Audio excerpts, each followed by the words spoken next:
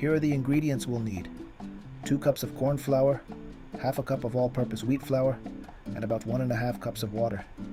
Everything goes into a mixing bowl. Now, we start kneading. Make sure everything is well incorporated, pressing the dough along the sides of the bowl so nothing is left behind.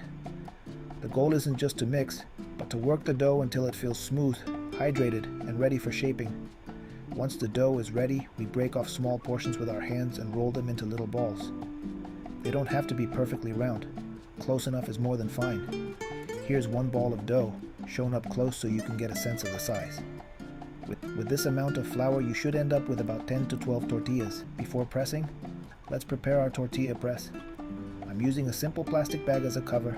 Cut the bag open along both sides, fold it, and place it inside the press. Then trim the edges so it fits nicely. Time to press our first tortilla. I like to place the dough ball closer to the far side of the press, away from the handle. That way, when you press down, the pressure spreads forward, giving a more even circle. Here's the complete process.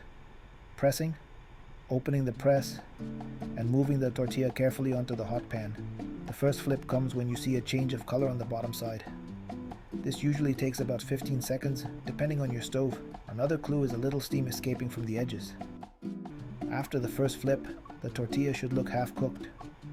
Now we give it about twice as much time as the first side. If the tortilla doesn't puff up right away, don't worry.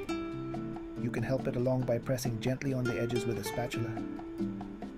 Sometimes, just like us, tortillas need a little push to rise, and when they puff completely, it's a beautiful sign that the tortilla is ready.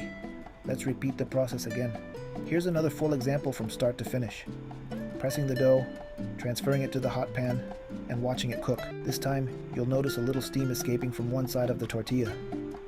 When that happens, covering it for just a moment traps the hot air inside, and that's what makes the tortilla puff beautifully. And now, the final tortilla of the video. By this point, you'll notice the steps flow easily. Shape, press, cook, flip, puff, done. Thank you for watching and for joining me in another step of the essentials. Don't forget, we already have videos on salsa and guacamole. You'll find the links in the description. Subscribe, leave a comment, and let me know what recipe you'd like to see next.